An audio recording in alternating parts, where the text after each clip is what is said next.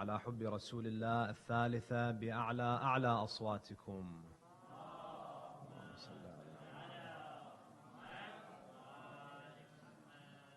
بسم الله الرحمن الرحيم. الحمد لله رب العالمين، والصلاة والسلام على خاتم الأنبياء والمرسلين سيدنا ونبينا محمد وعلى أهل بيته الطيبين الطاهرين.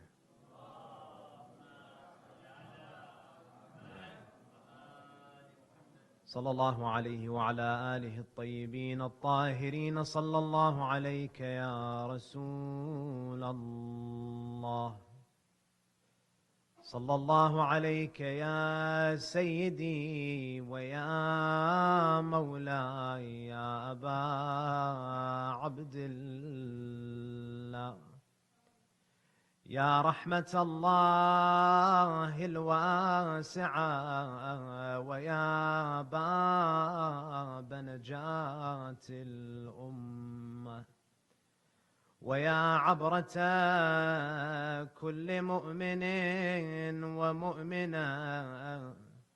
يا ليتنا فيا ليتنا كنا معكم سيدي فنفوز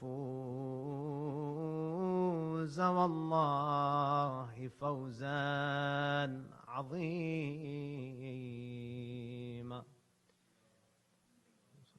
بسم الله الرحمن الرحيم. وما آتاكم الرسول فخذوه وما نهاكم عنه فانتهوا واتقوا الله إن الله شديد العقاب. صدق الله العلي العظيم. صلوا على محمد وآل محمد.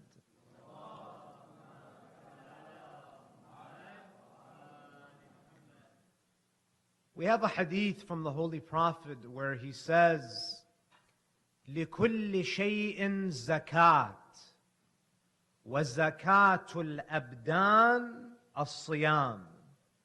The Holy Prophet, in this famous tradition, he says that everything has a zakat. Everything has a tax. For example, zakatul ilmi nashruh. The zakat of knowledge is to teach and spread it. So Rasulullah says everything has a zakat. But the zakat of the bodies is to fast. In the religion of Islam, fasting is seen as one of the most important acts of worship. It is so important and so significant that fasting has been a part of every sharia from the time of Adam until the time of the Holy Prophet. Allah Azza wa Jal, He has instituted an entire month of fasting for the Muslims in the month of Ramadan. Because without fasting, it is impossible to purify the soul. Fasting is seen as one of the most important tools of self-purification. And that is why the fuqaha, they say that it is recommended to fast every day of the year except for 2 days, Eid al-Fitr and Eid al-Adha. Now, these past couple of days, I came across a lot of statements by many Sunni scholars around the world who were encouraging Muslims to observe the fast of Ashura. If you look, whether it's on television or if you look at social media, you'll find that throughout the world, over 1 billion Muslims were encouraged to fast on the day of Ashura. Now, what is the position of the ulama of Ahlul Bayt with respect to fasting on the day of Ashura? Because this is a question that many people ask. Is it true that it's recommended and it's encouraged to fast on the day of Ashura? Now, you find that there's great emphasis among the ulama of Ahlul Sunnah about fasting on the day of Ashura. There are pamphlets that are distributed, lectures are given. There is a great amount of emphasis on observing the fast on the day of Ashura. But we have to understand that there is a lot of politics behind fasting on the day of Ashura. After the massacre of Imam Hussein, salawatullahi alayhi, Allahumma salli alayhi, Bani Umayyah put forth a lot of effort to shift the focus of the Muslims from the massacre of Imam Hussein on the day of Ashura, and they wanted to basically take away people's attention from what really happened on that day, and they started to introduce many different events that allegedly took place on that day that make this day a blessed day. Now, because Bani Umayyah had a tremendous amount of wealth and influence, they were able to indoctrinate the Muslims that on the day of Ashura, there were many great events that took place in history. For example, when you read narrations, they say on the day of Ashura, that was the day in which Allah accepted the tawbah of Adam. فَتَلَقَّى آدَمُ مِنْ رَبِّهِ كَلِمَاتٍ فَتَابَ عَلَيْهِ إِنَّهُ هُوَ التَّوَّابُ الرَّحِيمُ. They say Allah accepted the tawbah of Adam on the day of Ashura. They also say that the day of Ashura is a blessed day because it's the day that Allah Azza wa Jal saved Ibrahim from the fire when he was thrown in the fire by Namrud. وَقُلْنَا يَا نَارْ كُونِي بَرْدًا وَسَلَامًا عَلَى إِبْرَاهِيمَ. And they say that there were also many other wonderful things that took place on that day. They say this is the same day that the ark of Nuh rested upon the earth after that great flood. They also say that this is the day in which Allah Azza wa Jal saved Musa and Bani Israel from Fir'aun. And Fir'aun was drowned in the Red Sea. So many ulama of Ahlul Sunnah, they say this is a day in which Allah gave victory to His prophets. So because it's such a blessed day, we observe fasting on this day to show our gratitude to Allah Azza wa Jal. Now, the fasting on the day of Ashura, it's based on some ahadith that are found in Sahih al-Bukhari, Sahih Muslim, and Sunan at-Tirmidhi. As we mentioned during the early nights of the month of Muharram, in the Sunni world of hadith, there are 6 books that are known as as-Sihah as-Sitta, the 6 authentic books. You have Sahih al-Bukhari, Sahih Muslim, Sunan at-Tirmidhi, Sunan Abi Dawood, Sunan al-Nisa'i, and Sunan ibn Majah. These 6. When you look at these 6 books of hadith, in 3 of them, so half of the Sihah as-Sitta, they have narrations that mention the following hadith. It is said that when Rasulullah sallallahu alayhi wa alihi, Allahumma salli ala,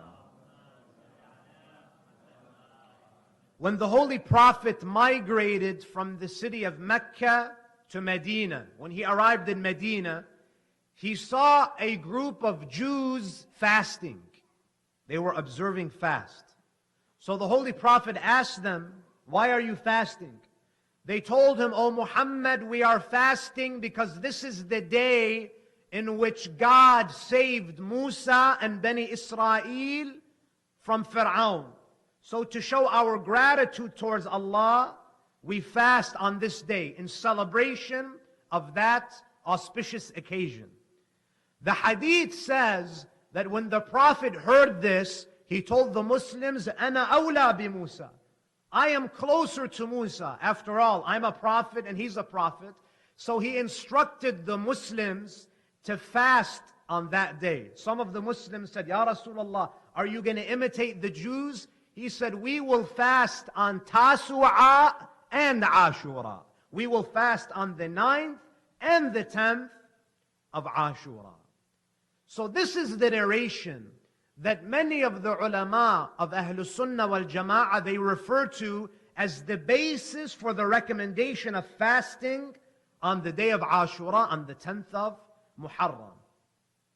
Now, as I mentioned, When we study ahadith, we have to look at the content, the context of the hadith. We have to look at what the hadith is saying. And we have to also examine the sanad, the chain of narrators.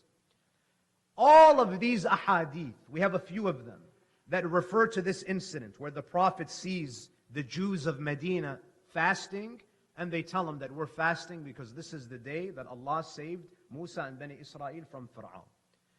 These ahadith, if you look at the chain of narrators, you will find they all go back to one of four individuals. It either goes back, the chain goes back to either Ibn Abbas, number one, or the chain goes back to Abu Musa al-Ash'ari, number two, or it goes back to Abu Hurairah, number three, or it goes back to Muawiyah. When you examine these ahadith, the hadith is going to end up with one of these four individuals. Now you may ask me, what's the problem? The problem is, it's impossible for these men to have narrated a hadith upon the arrival of the Prophet in Medina. Why do I say that? Rasulullah arrives in the city of Medina in the first year after the Hijrah, of course, because this was the Hijrah. He left Mecca and he arrived in Medina. So the Islamic calendar starts when the Prophet arrives, first year of Hijrah. The first narrator that I mentioned was who? Some of these ahadith are narrated by Ibn Abbas. Ibn Abbas was born 3 years before the Hijrah, which means that when Rasulullah arrived in Medina and he allegedly met the Jews of Medina and he saw them fasting, Ibn Abbas was 4 years old. And there is no scholar in the science of hadith that has ever said that we accept a hadith from a 4-year-old. None of them. So this is Abbas. So Ibn Abbas, you put an X because he was too young. He was 4. He wasn't even baligh. He was 10 years from being baligh. Number one. Number two, I mentioned the hadith is also transmitted by who? Abu Musa al-Ash'ari. Abu Musa al-Ash'ari. He was a companion of the Prophet. Now, he wasn't a child when the Prophet arrived in Medina, but he had a different problem. He converted to Islam before the Hijrah. See, Rasulullah lived in Mecca for 3 years. There were many people who joined Islam during the Meccan period. Abu Musa al-Ash'ari was one of them. Rasulullah, and he came from Yemen. He comes from the tribe of Banu Ash'ar in Yemen. He wanted to join the Prophet in his migration to Medina. But Rasulullah told him, do not come to Medina. Stay in Yemen and spread Islam in Yemen.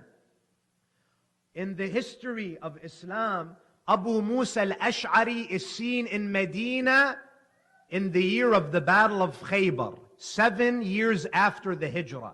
So he wasn't even in the city of Medina until 7 years after the Hijrah. So how can he possibly narrate the hadith when he was in Yemen? So Ibn Abbas was 4 years old, too young to narrate. Abu Musa al-Ash'ari, another narrator of this hadith about the Jews fasting, he wasn't even in Medina. He was in Yemen because the Prophet instructed him to stay in Yemen. Abu Hurairah, number 3. Where do you begin with Abu Hurairah? La ilaha illallah. Abu Hurairah, again, he's from Yemen. Historians say that he did not step foot in Medina until after the Battle of Khaybar. Abu Hurairah is not found in the historical accounts to be in Yemen until 7 years after the Hijrah. But the hadith that he allegedly narrates claims that he was there when the Prophet arrived, but he wasn't. Because he was in Yemen until 7 years after the Hijrah. So Ibn Abbas, 4 years old, we don't accept his hadith. Abu Musa al-Ash'ari, he wasn't in Medina until 7 years after the Hijrah. He was in Yemen. Abu Hurairah is the same. He wasn't in Medina until 7 years after the Hijrah. Then Muawiyah. Muawiyah is the fourth narrator of the hadith about the fast of Ashura. Muawiyah becomes a Muslim when Mecca was conquered. Which means what? Muawiyah wasn't even a Muslim when Rasulullah arrived in Medina. He joins Islam when Rasulullah conquers Mecca in the year 8 after the Hijrah.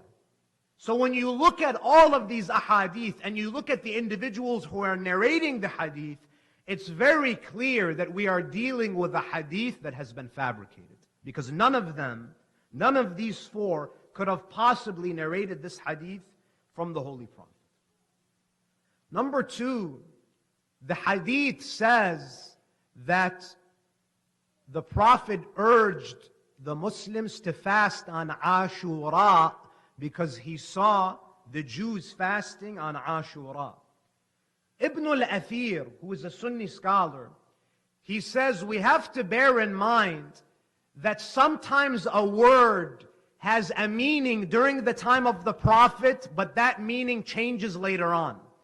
So the word Ashura historically has two meanings. It has an ancient meaning and then it has a meaning later on. He says historically the word Ashura meant the 10th of any month, not necessarily the 10th of Muharram. Ashura later on becomes known as the 10th of Muharram after the murder of Imam al-Hussein alayhi salam. So even if we assume that this hadith is correct, that Rasulullah told the Muslims to fast on Ashura, Ashura before Imam Hussein was martyred meant the 10th of every month. Why are you insisting that it's the 10th of Muharram? Because Ashura, from a linguistic perspective, it means the 10th of any month. So this demonstrates what? That the people who were forging this hadith, they forgot to distinguish between the old meaning of Ashura and the new meaning of Ashura after the martyrdom of Imam Hussein alayhi salam. Number three, we have millions of Jews who live today. The hadith is claiming that the Holy Prophet saw the Jews of Medina fasting on the 10th of Muharram because this is the day in which Allah saved them from Fir'aun. There are millions of Jews today. Don't even ask a layman. Go straight to the rabbis and ask them, do you Jews have a fast on the day that God saved you and Bani Israel from Fir'aun? They will say, we don't have such a fast. Go ask them. The Jews, they fast on a day, the famous day that they fast on is what? The day of Yom Kippur. Yom Kippur is not the day in which Allah saved Musa and Bani Israel from Fir'aun. The Jews fast on the day of Yom Kippur, which means what? It's the day in which Musa came back from Mount Sinai and he saw the Jews worshiping the golden calf. So they say, we fast on that day to seek repentance from Allah for ascribing partners to Him. The Quran says what? فَاسْأَلُوا أَهْلَ الذِّكْرِ إِن كُنْتُمْ لَا تَعْلَمُونَ. If you doubt that this fast exists, there are Jews today, they'll tell you. So there is no such fast in the Jewish tradition that relates to fasting on the day when Musa and Bani Israel were saved from Fir'aun. Furthermore, you find that even the day of Yom Kippur, if you look at the Jewish calendar and the Muslim calendar, the day of Yom Kippur, because one could assume that maybe it was the day of Yom Kippur and there was a mix-up.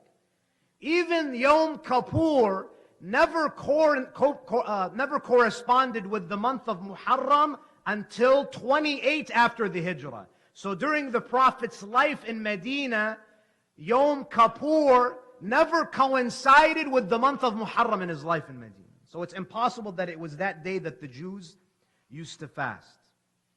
Number 4, Rasulullah sallallahu alayhi wa alihi, Allahumma salli ala Muhammad wa ala. Rasulullah, he did not arrive in Medina in Muharram. He did not arrive in Medina in Muharram. Rasulullah arrived in Medina. When he left Mecca and arrived in Medina, he arrived when? Rabi'ul Awwal. He arrived in Rabi'ul Awwal. And this shows you, my dear brothers and sisters, so this was 10 months before the month of Muharram. And this also shows you that the individuals who forged this hadith, they had a mix-up. Because they assumed that, okay, the Islamic calendar starts from the first year of the Hijrah.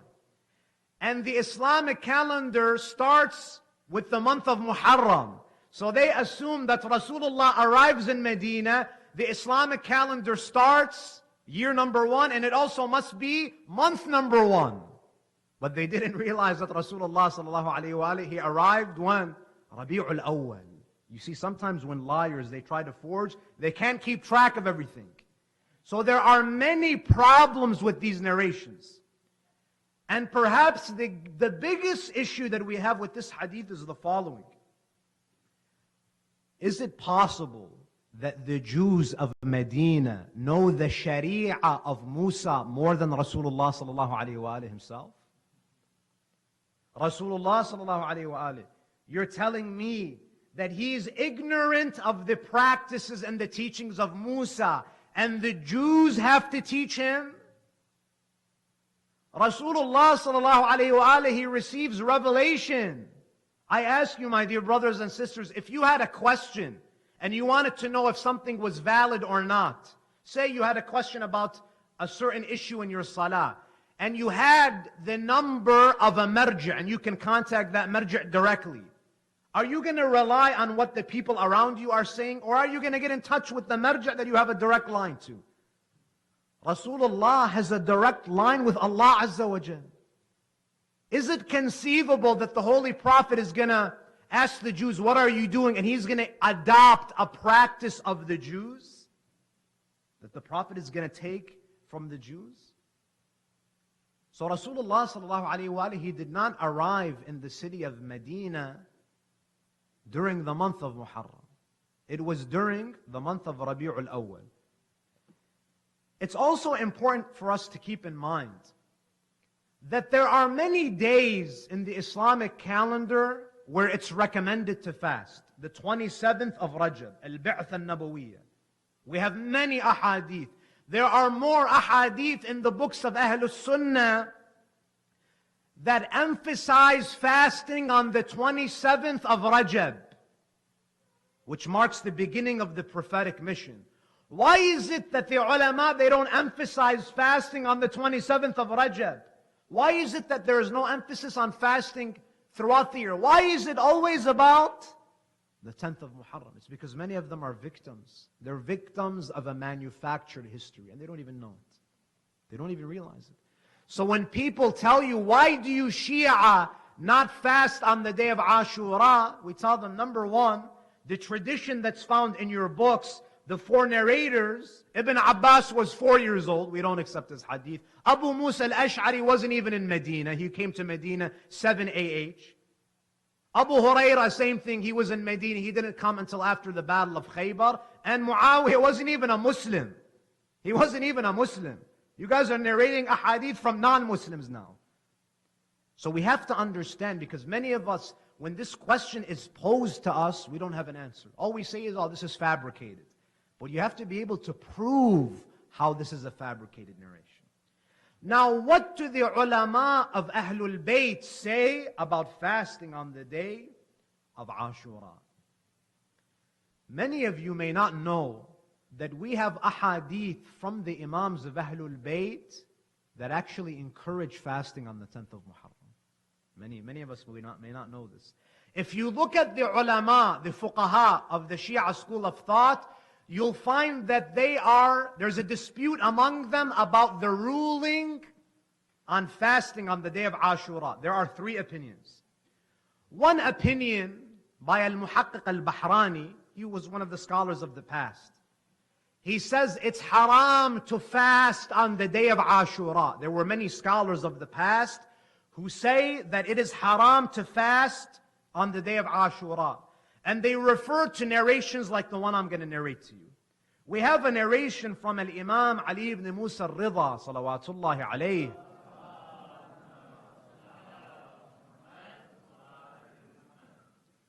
where a man, he comes to the 8th Imam and he asks him, Ya ibn Rasulullah, what do you say about fasting on the day of Ashura? The Imam alayhi salam, he says, An Sawm ibn Marjana tas'aluni? Are you asking me about a day that Ibn Marjana used to fast on? Ibn Marjana is Ibn Ziyad. Imam became angry when the person asked this question. He says, you want me to tell you what is the hukum about fasting on a day that someone like Ibn Marjana used to fast? ذَلِكَ يَوْمٌ صَامَهُ الْأَدْعِيَاء مِنْ آلِ زِيَادٍ لِقَتْلِ الْحُسَيْنِ. Imam says this is a day that the children of zina used to take as a day of fast. The killers of Abi Abdullah al-Husayn. So this is one set of narrations where we have a very harsh tone from the Imams about fasting on the day of Ashura. We have another narration from the 6th Imam, Al-Imam Ja'far al-Sadiq, salawatullahi alayhi, where the 6th Imam is asked about fasting on the day of Ashura, and the Imam says, he's asked if it's a good thing to do. The Imam says, Kalla wa rabbil bayt al-haram. The Imam makes a qasam. He doesn't only say wallah, he says, I swear by the Lord of the Kaaba. Ma huwa yawm sawmin. This is not a day of fasting. وَمَا هُوَ إِلَّا يَوْمُ حُزْنٍ وَمُصِيبَةٍ. This is a day of sorrow. This is a day of calamity and grief. دَخَلَتْ عَلَىٰ أَهْلِ السَّمَاءِ وَأَهْلِ الْأَرْضِ. This is a day of tragedy for the inhabitants of the sky and the inhabitants of the earth. وَجَمِيعِ الْمُؤْمِنِينَ. وَيَوْمُ فَرَحٍ وَسُرُورٍ لِبْنِ مَرْجَانَ. The day of Ashura is a day of grief for the inhabitants of the heavens and the earth. But it's a day of joy. It's a day of happiness for the family of Ibn Ziyad and the people of Sham.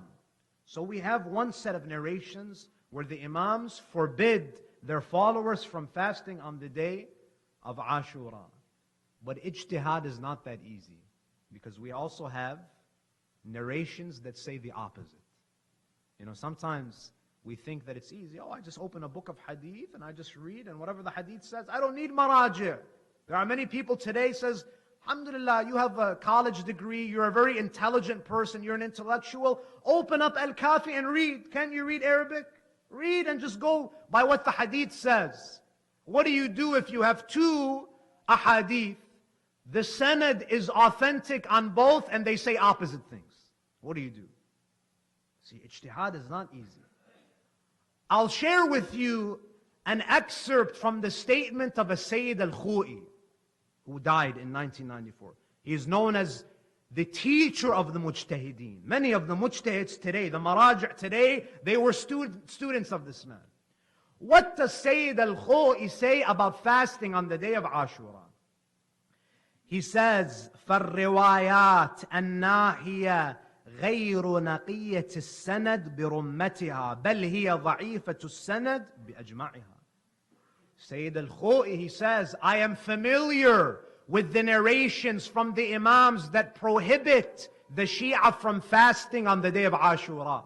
But Sayyid al-Khou'i says, based on my research, all of these ahadith are weak. All of these ahadith are weak. This is not what Sayyid al-Khou'i is saying this. He said, I examined the sanad and all of the narrations that forbid the Shia from fasting on the day of Ashura, they're all weak. What does he say? He says, وَأَمَّا الرِّوَايَاتِ الْمُتَضَمِّنَ لِلْأَمْرِ وَاسْتِحْبَابِ الصَّوْمِ فِي هَذَا الْيَوْمِ فَكَثِيرًا. And he says the narrations from the Ahlul Bayt that encourage fasting on the day of Ashura and the recommendation on fasting on the day of Ashura, Sayyid al-Khou'i says there are many of them. There are many of them. What does he say? He says, I'll share with you a couple examples. Sahihatul Qaddah. This is a Sahih hadith from one of the companions of the Imams, where it is said that one of the Imams of Ahlul Bayt, I believe the 6th Imam, He says, صِيَامُ يَوْمِ عَاشُورَا كَفَّارَةُ سَنَةٍ. Fasting on the day of Ashura is a kafara for a year of sinning. This is what the Imam says. In another narration we have from the Imams, the Ahlul Bayt, they say what? صُومُ الْعَاشُورَا. Fast on the day of Ashura. التاسع والعاشر. Fast on the 9th and the 10th of Muharram. فَإِنَّهُ يُكَفِّرُ ذُنُوبُ سَنَةٍ. Because they expiate the sins for 1 year. Now many of us were probably thinking to ourselves that I was always attacking my Sunni brothers and sisters for fasting on the day of Ashura, and now here we have one of the greatest maraji' saying that based on my research, the ahadith that prohibit the fasting on the day of Ashura are da'if, and the ones that encourage the fasting, the sanad is strong. What do you do now? The answer is what? There is no problem with saying that it is recommended to fast on the day of Ashura. Sayyid al-Khou'i, he has an important point. He says if fasting on the day of Ashura is seen and is considered a form of celebration, then without a doubt it's haram. There's no doubt. But fasting in and of itself on that day, there's no problem with it, according to Sayyid al-Khou'i. Because he says, I did my research, the narrations that prohibit are weak, the narrations that encourage the fasting are strong.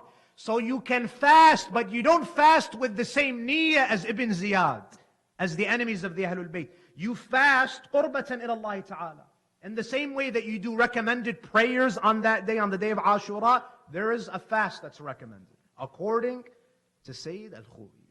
Sayyid al-Sistani has a different opinion. Sayyid al-Sistani, he says, according to my research, the narrations that prohibit the fast, some of them are authentic. And the narrations that encourage the fast on the day of Ashura, they're also authentic. With Sayyid al-Khou'i, he was easier. He just put the ones that prohibit on the side. Sayyid al-Sistani says they're both authentic. But there is a principle in usul al-fiqh that sometimes when you have narrations that encourage and narrations that discourage, the ones that discourage, you consider it makruh and not haram. So Sayyid al-Sistani, he says what? Fasting on the day of Ashura is makruh. It's not forbidden and it's not recommended. Now this is another question that people have. What does it mean when I say that an act of worship like fasting is makruh? What does it mean? How is it possible that something that is done qurbatan ila Allah ta'ala, you're doing it with the niyyah of attaining nearness to Allah, how does an act like that, how is it considered makruh? And there are other examples.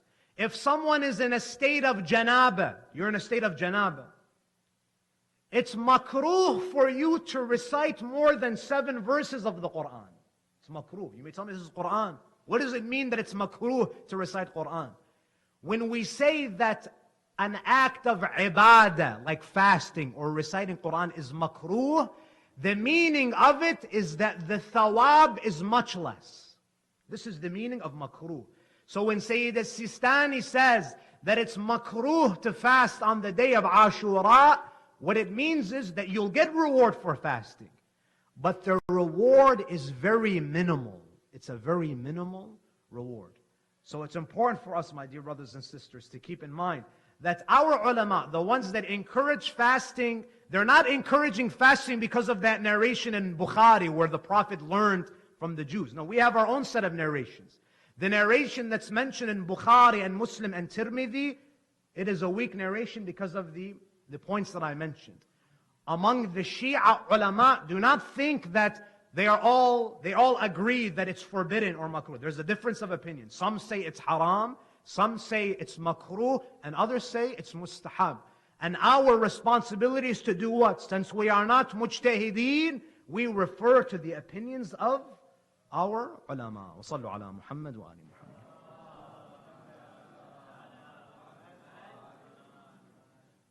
on the eve of the 13th of Muharram, my dear brothers and sisters. This is our last majlis, and the reason why we commemorate for 13 nights is because after the martyrdom of Abi Abdullah al-Husayn alayhi salam, the Imam, he was deprived of water. The most basic right of any living thing, to have water. The Imam alayhi salam on the day of Ashura, he was not only deprived of water, the Imam was also deprived of a proper burial. In our jurisprudence, what do we say? That when someone dies, we should rush to bury them. But Imam Hussein alayhi salam, he was left on the plains of Karbala for 3 days. He was left beneath the scorching sun for 3 days. The narrations say that after the martyrdom of Imam Hussein alayhi salam, the bodies were left on the plains of Karbala beneath the scorching sun. Many of the bodies were looted until after 3 days the tribe of Bani Asad arrives on the land of Karbala. They see a battlefield full of bodies that have been decapitated.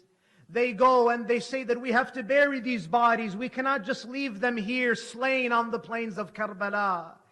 So they start to ask themselves that which body is the body of Abu Abdullah? They were not able to identify the bodies because none of the bodies had heads. They said, how are we going to find and locate the body of Abu Abdullah? As they are arguing, as they are trying to figure out what to do, they see a horseman riding from the direction of Kufa. They say, who is this man? Could it be one of the agents of Bani Umayyah? They wait and they see a man whose face is covered.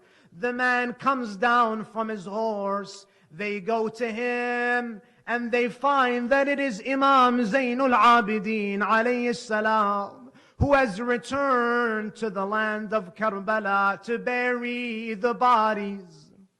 They tell him, Sayyidi ibn Rasulillah, we don't know which is the body of your father Hussein because the bodies do not have any heads.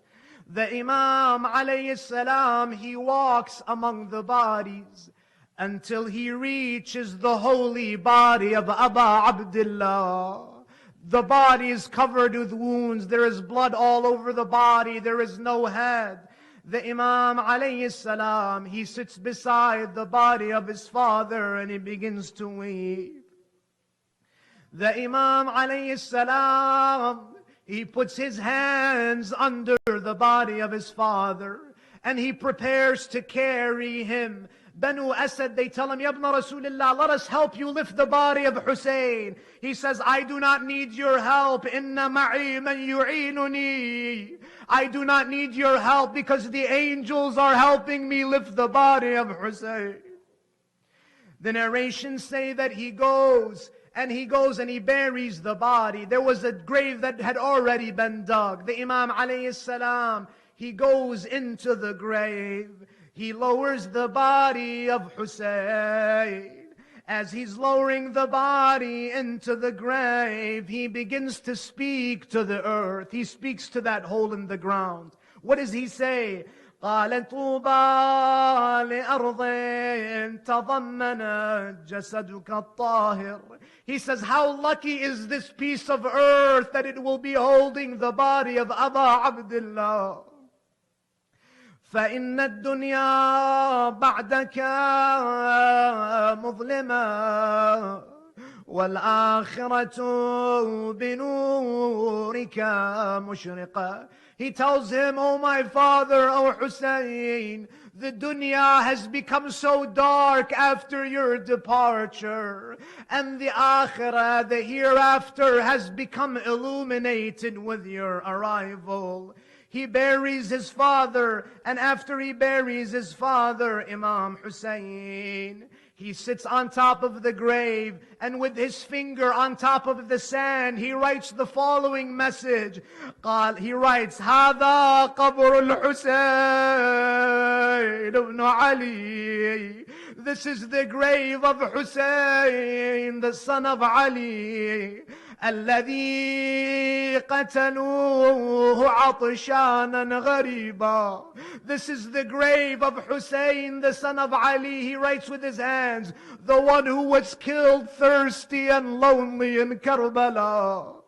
After burying Aba Abdullah, Imam Zainul Abidin, he buries Ali al-Akbar at the feet of Aba Abdullah. He buries Abdullah al-Radi' right next to his father, and one after the other, he buries all of the companions. After several hours of burying the bodies, Imam Zainul Abidin, he asks Banu Asad, is there anybody that needs to be buried? Is there anybody that is left?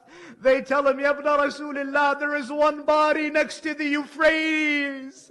There is one body next to Shatt al-Furat. It is so mutilated, we cannot carry it.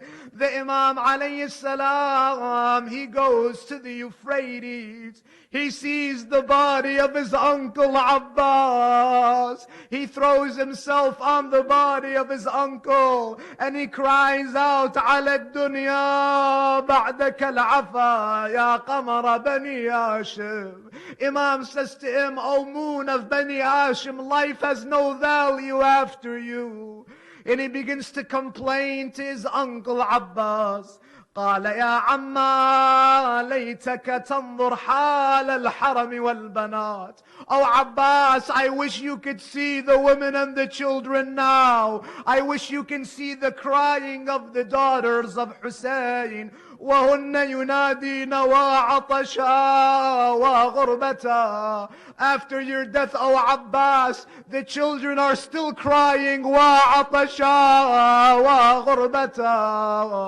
لا حول ولا قوة إلا بالله العلي العظيم. وسيعلم الذين ظلموا آل محمد أي منقلب سينقلبون والعاقبة للمتقين. We ask Allah Azza wa Jal to accept these tears that we shed for the family of Rasulullah. We ask Allah Azza wa Jal to inspire our hearts with the teachings of Muhammad wa Ali Muhammad. We ask Allah to honor us with the ziyarah and the shafa'ah of Muhammad wa Ali Muhammad. With the loudest of your voices, there are many who are in need of our dua. Let us recite 5 times, أَمَّنْ يُجِيبُ الْمُضْطَرِ. بسم الله الرحمن الرحيم. أَمَّنْ يُجِيبُ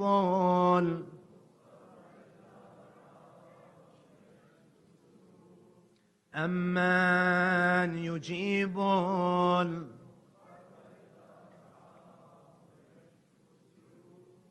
أَمَّنْ يُجِيبُ الْمُضْطَرَّ إِذَا دَعَاهُ وَيَكْشِفُ السُّوءَ.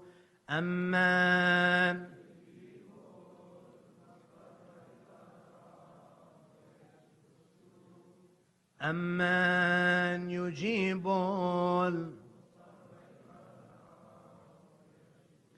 يا الله يا الله يا الله يا الله يا الله يا الله يا الله.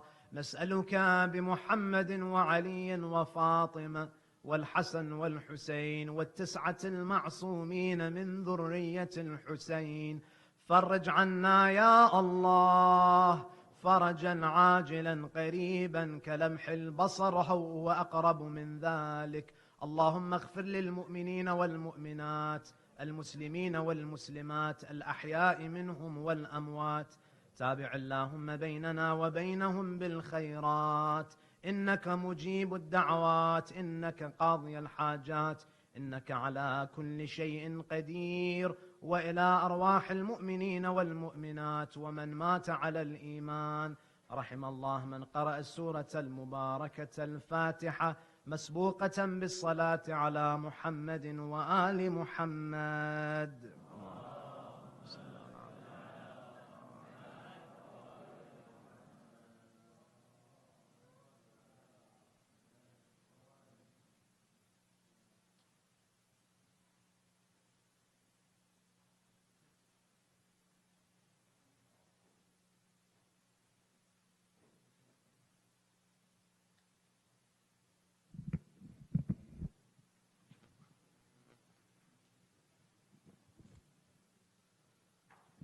السلام عليك يا أبا